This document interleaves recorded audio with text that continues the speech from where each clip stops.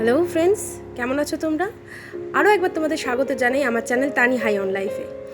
তো তোমরা দেখতেই পাচ্ছ আমি সেজেগুজে আজকে তোমাদের সামনে রেডি হয়ে চলে এসেছি।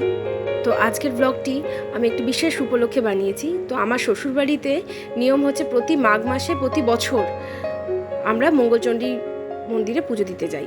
তো আমি আমার শাশুড়ি মার সাথে পুজো দিতে চলে গেছি ওখানে। তো দেখতেই পাচ্ছ মন্দিরে পৌঁছে গেছি, আর মাকে অপরূপ সুন্দর লাগছে এই সাজে।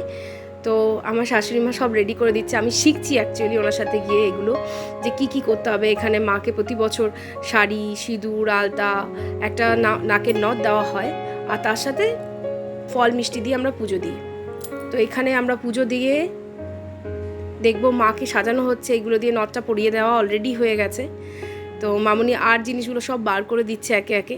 তো এইবার পুরোহিত মশাই আস্তে আস্তে মাকে শাড়িটা পরিয়ে দেবেন। তো এইভাবে আমি গত বছরও এসেছিলাম, আমি দেখেছি। তো এখনও পর্যন্ত পুরোপুরি তো সব কিছু শিখে উঠতে পারিনি। তো মামনির সাথে চলে এসেছি সমস্তটা আরেকবার দেখে নেব, যাতে পরবর্তীকালে আমিও এইগুলো করতে পারি ভালোভাবে। তো দেখতেই পাচ্ছ যে শাড়িটা আমরা দিয়েছিলাম মাকে পরিয়ে দেওয়া হচ্ছে সেই শাড়িটা, আর মাকে এত সুন্দর লাগছে, মানে অপরূপ তার রূপ, সত্যি করেই বলার নেই। তো এইবার আমি তোমাদের সবাইকে দেখাবো, এই যে আমার শাশুড়ি মা, আর আমি দেখাবো গোটা মন্দিরটা, বিরাট বড় জায়গা জুড়ে। তো পরপর এখানে অনেক ঠাকুরের মন্দির আছে, শুধু মা মঙ্গলচণ্ডীর মূর্তি নেই এখানে। এখানে রাধাকৃষ্ণ রয়েছেন, এখানে শিব ঠাকুরের আছে, বাবা ভৈরবের মন্দির আছে, বজরংবলীর মন্দির আছে, আর ঘাটুশ্যাম, বৈষ্ণোদেবী সবই মন্দির করেছে। তো আমি একের পর এক দেখাচ্ছি তোমাদেরকে। দেখো কি সুন্দর অপরূপভাবে প্রত্যেকটা মন্দিরকে সাজানো হয়েছে না, মানে আমার তো চোখ জুড়িয়েই গেছে। আর পুজো দিয়েও খুব শান্তি পেয়েছি। তো তোমরাও যদি পুজো দিতে চাও এখানে অবশ্যই আসতে পারো, খুব ভালোভাবে পুজো দেওয়া হয়। আর এখানে যতক্ষণ খুশি বসে থাকতে পারো, এখানে খুব ভালোভাবে আরতি করা হয়, সব থেকে বড়ো ব্যাপার। বৈষ্ণোদেবীর আরতি তো খুব ভালো, আমি এরপরে তোমাদেরকে দেখাবো, ওটাও আমরা দেখার সৌভাগ্য লাভ করেছিলাম ওই দিন। এটা হচ্ছে জিন মাতার মন্দির, আর কি সুন্দর অপরূপ সাজিয়েছে, মানে অদ্ভুত সুন্দর লাগছে। মন্দিরে গিয়ে মনটাই প্রশান্তিতে ভরে গেছে। তো ভাবলাম শুধু কেন একা উপভোগ করবো, তোমাদের সাথেও শেয়ার করি সেটা। তো এটা হচ্ছে ঘাটুশ্যামের, মানে শ্রীকৃষ্ণের, ওনারা গুজরাতিরা ঘাটুশ্যাম বলে পুজো করেন ওনাকে। তো মেনলি শ্রীকৃষ্ণেরই মন্দির, তো ওটাও আমি তোমাদের দেখালাম। এবার আমরা যাব বৈষ্ণব মাতার মন্দিরে। এই দেখো কি সুন্দরভাবে সাজানো এই মন্দিরটাকেও করেছে। তো চলো দেখে তোমাদেরকেও দেখাই মায়ের মূর্তিটা কি বিভৎস সুন্দর লাগছে, কি সুন্দর সাজিয়েছে, আর কি ভালোভাবে যে আরতি হয়েছে সবটাই তোমাদের সাথে শেয়ার করব। পুরোটা দেখার জন্য কিন্তু সঙ্গে থাকতে হবে।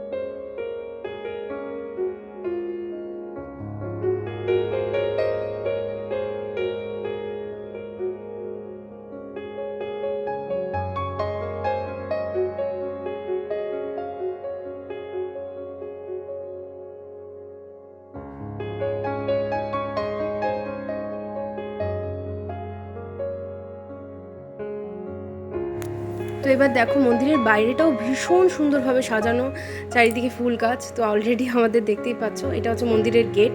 অ্যাকচুয়ালি পুজো হয়ে গেছে, তো আমি বেরিয়ে গেছি পুজো দিয়ে আমরা।